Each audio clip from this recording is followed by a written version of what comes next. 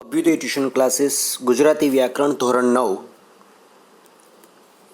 આજે આપણે વાત કરશું પ્રયોજનલક્ષી વાક્યો, આજ્ઞાર્થ વાક્યો અને આજે આપણો આ ગ્રામરનો ટોપિક જે છે એ પૂર્ણ થઈ જશે. માનો કે તમારા સાહેબ તમારા વર્ગમાં આવીને પૂછે છે કે તમારામાંથી કોને ગાવામાં રસ છે, તો તમને શો વિચાર આવે? સાહેબ આવું કેમ પૂછે છે? કોઈ કાર્યક્રમ થવાનો છે, એમાં ગીતો ગાવાના હશે, બરાબર? અને જો સાહેબ એમ કહે કે હું તો એમ જ કોઈ કારણ વગર પૂછતો હતો, તો તમને થશે આવી રીતે કાંઈ એમને એમ પૂછાતું હશે, બરાબર? તમને શા માટે આવા વિચાર આવ્યા? કારણ કે આપણને ખબર છે કે કોઈ પણ માણસ કોઈ પણ વાત કરે તો તેની પાછળ કોઈ કારણ રહેલું હોય છે, કોઈ હેતુ અથવા કોઈ પ્રયોજન રહેલું હોય છે. આ પ્રયોજન એટલે શું? માનો કે તમે તમારા મિત્ર સાથે કોઈ બસ ડિપો પર ગયા અને ત્યાં તમારા મિત્રને ત્યાંના અધિકારી સાથે નીચે મુજબ વાતચીત થાય છે. મિત્ર કહે છે, ઉદયપુરની બસ કેટલા વાગે જશે? અધિકારી, બપોરે 4 વાગે. મિત્ર, એ પછી બીજી કોઈ બસ જશે? અધિકારી, હા, સાંજે 6:30 વાગે. મિત્ર, અહીંથી ઉદયપુર જતાં કેટલો સમય થશે? અધિકારી, લગભગ 4 થી 4.5 કલાક. આ સંવાદની અંદર તમે જો ધ્યાનથી જોશો તો જે ભાષા વાપરી છે તેનું પ્રયોજન શું હતું? તો કે માહિતી મેળવવાનું. તો અધિકારીએ જે ભાષા વાપરી તેનું પ્રયોજન હતું માહિતી આપવાનું. એ પ્રયોજન માટે આપણે કેવા પ્રકારના વાક્યોને પ્રયોજીએ છીએ તેનો ખ્યાલ આપણને આવી ગયો હશે. જેમ કે અહીં તમને ખ્યાલ આવ્યો હશે કે માહિતી મેળવવાનું પ્રયોજન હોય તો પ્રશ્નાર્થ વાક્ય વપરાય, અને માહિતી આપવા માટેનું પ્રયોજન હોય તો વાક્યનો પ્રયોગ કરીએ તો તેમાં માહિતીનો નિર્દેશ થાય, એટલે તમે તેને નિર્દેશાર્થ વાક્ય કહી શકો. વાક્યના ચોક્કસ પ્રયોજનને આધારે વાક્યનો ચોક્કસ પ્રકાર નક્કી કરી શકાય. સામાન્ય રીતે આપણે ભાષા વ્યવહારમાં કેટલીક બાબતોનો નિર્દેશ કરતા હોઈએ છીએ. જેમ કે નીચેનો ફકરો તમે ધ્યાનથી વાંચશો. અનેક પડકારો સામે ઝઝૂમતી અરુણિમા હિલેરી સ્ટેપ પહોંચી. ત્યાંથી એવરેસ્ટ પહોંચાય છે.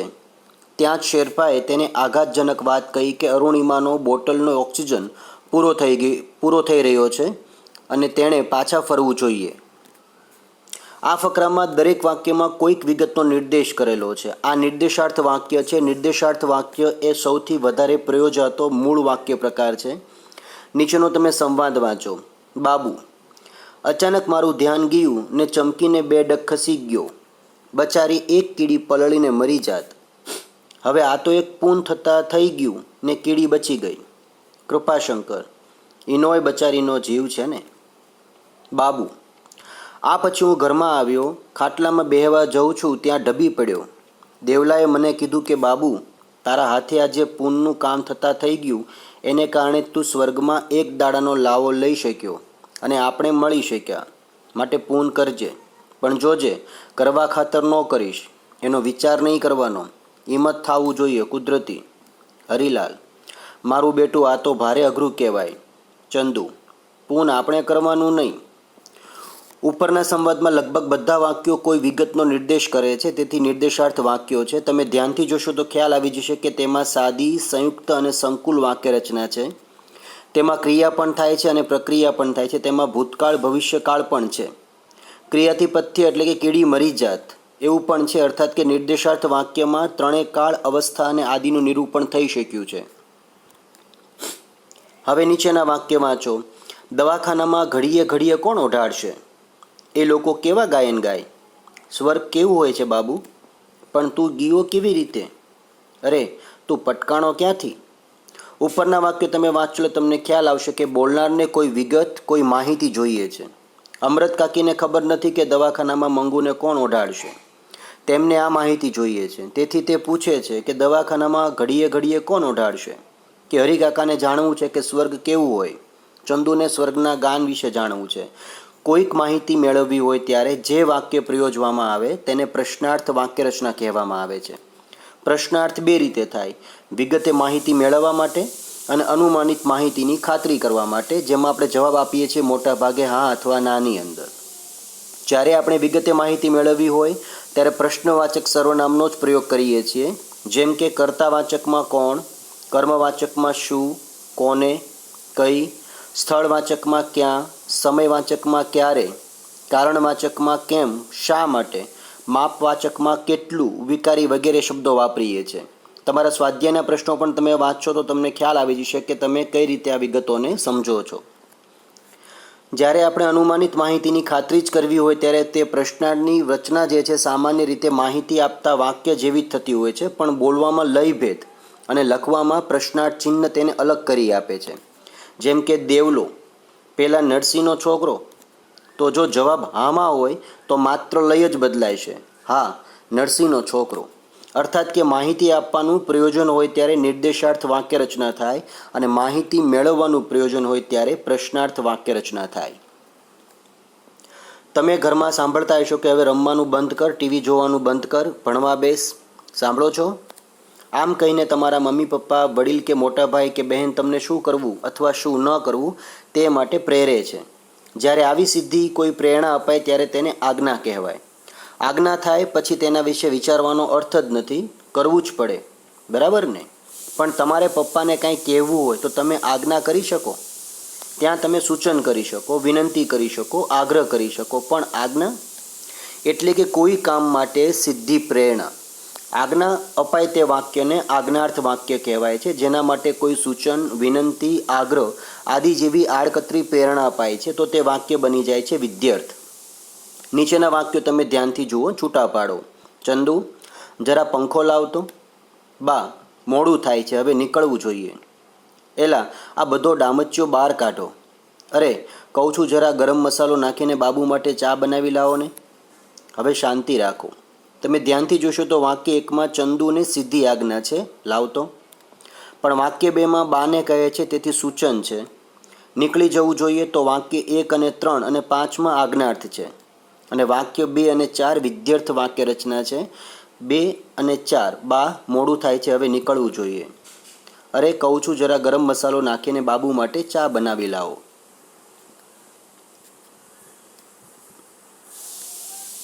આજ્ઞાર્થ એટલે કે સીધી પ્રેરણા આપતી આ વાક્ય રચના પ્રથમ પુરુષ અને બીજો પુરુષ બે જ લાવી શકે. પ્રથમ પુરુષ એટલે કે વક્તા, આજ્ઞા આપનાર. બીજો પુરુષ એટલે કે આજ્ઞા મેળવનાર. અહીં ધ્યાન ખાસ રાખવાનું બાબતમાં છે કે પ્રથમ પુરુષ એટલે કે વય, સામાજિક કે આર્થિક દ્રષ્ટિએ મોટો હોય અને બીજો પુરુષ નાનો એટલે કે મમ્મી પપ્પા મોટા છે તેથી તેઓ આજ્ઞા કરી શકે. શેઠ ઉંમરમાં નાના હોય અને નોકર ઉંમરમાં મોટો હોય તો પણ સામાજિક રીતે શેઠ મોટા કહેવાય, તેથી તેઓ નોકરને આજ્ઞા કરી શકે. વિધ્યર્થ વાક્યમાં પણ પ્રથમ અને બીજો પુરુષ બે જ હોય છે. પ્રથમ પુરુષ વક્તા જે વિનંતી, આગ્રહ કે સૂચન કરી શકે અને બીજો પુરુષ જે છે તેને કહેવામાં આવે છે શ્રોતા, જેને વિનંતી આદિ કરવામાં આવે તે. અહીં આજ્ઞાત કરતા વક્તા એટલે કે શ્રોતાનો સંબંધ ઉલટો હોય છે. જ્યારે પ્રથમ પુરુષ વય, સામાજિક કે આર્થિક દ્રષ્ટિએ નાનો હોય અને શ્રોતા જે છે મોટા હોય ત્યારે વિધ્યર્થ વાક્ય રચના થાય છે. જેમ કે કર્મચારી શેઠને પગાર વધારવા માટે વિનંતી કરી શકે. નીચેના તેમ ઉદાહરણ જોવો જે બધા વિધ્યર્થ વાક્યના છે. તું ભણે તો સારું, આ સૂચન થાય છે. સારું પરિણામ મેળવવા તો તારે ટીવી જોવાનું બંધ કરવું જોઈએ, આ સલાહ છે. આ રજા મંજૂર કરી આપો તો મહેરબાની, વિનંતી. આટલું તો તમારે લેવું જ પડશે, આગ્રહ. ઘોંઘાટ કરવો નહીં, વિધાનનું સામાન્યીકરણ થાય છે. સૂચન પણ અપાય છે અને સાચું જ બોલવું જે આપણને ઉપદેશાત્મક વાક્ય બનાવે છે. તમારે ક્યારે એવું બન્યું છે કે તમે ફરવા ગયા હોવ ને નજર સામે ખળખળ વહેતું ઝરણું હોય કે ઘૂઘવતો દરિયો કે વરસાદ પડતો હોય અને આકાશમાં મેઘધનુષ રચાયું હોય, આવું કંઈક તમે જુઓ અને જોતા જ રહી જાઓ અને તમારાથી બોલાઈ જાય, કેવું મસ્ત લાગે છે. કશુંક તમને ડરાવી દે, થથરાવી દે, કોઈ અકસ્માત, કોઈ અંધારી ગુફા, કંઈ પણ, ત્યારે પણ તમારાથી કંઈક બોલાઈ જાય. કોઈકને કોઈક માહિતી આપવા માટે નહીં, પણ પ્રેરણા આપવા માટે નહીં, બસ એમ જ કંઈક ગમ્યું અને બોલાઈ ગયું, ક્યારેક ડરી ગયા અને બોલાઈ ગયું. આવા વાક્યોને કહેવામાં આવે છે ઉદ્ગારવાચક વાક્યો, જે તમારી કોઈ લાગણીને કે ભાવને વ્યક્ત કરતા હોય છે. સામાન્ય રીતે એવું પણ કહેવાય છે કે હે, અરે, વાહ, ઓહો, અરે રે રે વગેરે જેવા ઉદ્ગારવાચક વાક્યો જે છે તેમાં પ્રયોજાય છે. તેને ઉદ્ગાર વાક્ય કહેવાય. જેમ કે તમે નીચેના વાક્ય જુઓ. આ હા હા હા, હરિકાકા, આપણું તો મગજ કામ ન કરે. અરે, મારો બેટો દેવલો, કેવું પડે. વાહ વાહ, શું મીઠાશ અને અલખ. પણ આપણી રોજિંદી ભાષામાં આવા ઉદ્ગારવાચક વાક્યો વગર પણ આપણે લયથી પણ ઉદ્ગાર વ્યક્ત કરતા હોઈએ છીએ. જેમ કે હરી બોલ્યા, અરે બાવરી, મને તો કંઈ એવો હરખ ના થાય. ભાત ભાતના ઝાડ વેલા અને ફૂલ. મારો દીકરો, મારો 7 ખોટનો બાબુડો. હૈયું કકળી ઉઠ્યું, અબૂત દીકરીનું દુનિયામાં કોઈ નહીં, સગી માં પણ એની ના થાય. ક્યારેક આપણે પ્રશ્નાર્થ રચના દ્વારા પણ ઉદ્ગાર રજૂ કરતા હોઈએ છીએ. એલા બાબુડા, તું શી વાત કરે છે? અહીં બાબુ પાસે કોઈ વિગત માંગવામાં નથી આવી, પણ બાબુએ જે રીતે વાત કરી હશે તેના માટે આશ્ચર્ય વ્યક્ત થયું છે. તો અહીં તમે દેખીતી રીતે પ્રશ્નાર્થ વાક્ય રચના છે, પણ ખરેખર તે ઉદ્ગાર વાક્ય બનાવે છે. આપણે આ પ્રકારના વાક્યોને તમે કોઠામાં જોઈ લો કે પ્રયોજન તમારું જે છે, જેમાં તમારે માહિતી આપવી કે લેવી છે, તેમાં બે આપણી પાસે વાક્ય આવે છે, નિર્દેશાર્થ અને પ્રશ્નાર્થ. નિર્દેશાર્થમાં તમે લીના વાંચે છે, સૂચન કરો છો, અને પ્રશ્નાર્થમાં મહેશ શું કહ્યું. બીજું પ્રયોજન તમારી પાસે છે કે જેમાં પ્રેરણા સીધી કે આડકતરી લેવામાં આવશે. તેમાં તમારી પાસે બે વાક્ય આવશે, આજ્ઞાર્થ અને વિદ્યાર્થ. આજ્ઞાર્થમાં મગન પાણી લાવ, જેમાં તમે સીધી આજ્ઞા આપો છો. જેમાં વિદ્યાર્થમાં તમારી પાસે સૂચન છે, આગ્રહ છે, વિનંતી છે, તમારે સમયસર દવા લઈ લેવી પડશે. અને ત્રીજું છે આપણી પાસે ભાવ અભિવ્યક્તિમાં ઉદ્ગારવાચક વાક્ય, જેમાં હે ગીતા નાપાસ થઈ. તો આ પ્રકારના વાક્યો તમે ગુજરાતી પાઠ્યપુસ્તકમાં જ્યારે પણ કોઈ યુનિટ નવલકથા, લઘુકથા, નાટક કે કંઈ પણ વાંચશો તો તમને જોવા મળશે. મિત્રો, આ પ્રકારના વાક્યોથી તમે વાક્ય રૂપાંતર કરી શકો છો અને તમારી અભિવ્યક્તિને વધુ સચોટ અને આકર્ષક બનાવી શકો છો. જેમ કે હોળીના તહેવાર સંબંધી અનેક લોકવાયકાઓ છે, જે વાક્ય નિર્દેશાર્થ છે. હોળીનો તહેવાર કેમ ઉજવાય છે તેની કથા શું આપણે સૌ નથી જાણતા? આ પ્રશ્નાર્થ છે. હોળીના દિવસે બધી જગ્યાએ હોળી પ્રગટાવવામાં આવે છે, જે નિર્દેશાર્થ વાક્ય છે. પણ તમે એને આમ પણ લખી શકો છો, સાંજે તમે બહાર નીકળો તો આ ચોકને પહેલો ચોક, 4 રસ્તા અને પહેલું મેદાન, બધે જ હોલિકા દર્શન થાય. ઉદ્ગારવાચક વાક્ય. એક વાક્યને તમે અલગ અલગ રીતે ઘણી બધી રીતે લખી શકો છો. ઊંચ નીચના ભેદભાવ ભૂલીને સૌ એકબીજાને રંગ છાંટે છે. અરે કોણ ઊંચ ને કોણ નીચ? હોળી એટલે તો રંગોનો તહેવાર. રંગમાં ઊંચ નીચ ન હોય કાંઈ. શેઠ હોય કે કર્મચારી, ને મા હોય કે દીકરી, એ દિવસે તો સૌ રંગોના દીવાના. બસ હૈયે હોઠે એક જ વાત, હોલી હે ભાઈ હોલી હે, અને રંગોની ઝાકમ જોડ. ઉદ્ગારવાચક વાક્ય. તમે જોઈ શકશો કે નિર્દેશાર્થ વાક્યને બદલે તમે જો ઉદ્ગારવાચક વાક્ય પ્રયોગ કરતા હો તો તમારી રજૂઆત જે છે બદલાઈ જાય છે. અર્થાત એક વાક્ય પ્રકારને બદલે તમે અન્ય વાક્ય પ્રકાર પ્રયોજો તો તમારી રજૂઆત વધુ આકર્ષક થઈ શકે છે, તમારી અભિવ્યક્તિ બદલાઈ શકે છે. તમે વિચારી શકો છો કે જો તમારે ચિંતનાત્મક કે માહિતી પ્રધાન નિબંધ લખવાનો હોય તો નિર્દેશાર્થ વાક્યો વધુ અસરકારક લાગી શકે. પણ જો તમારે આત્મકથાત્મક પ્રકારના નિબંધ લખવાના હોય તો પછી અન્ય વાક્ય પ્રકારનો ઉપયોગ કરીને તમે એમાં જીવંતતા ઉમેરી શકો છો.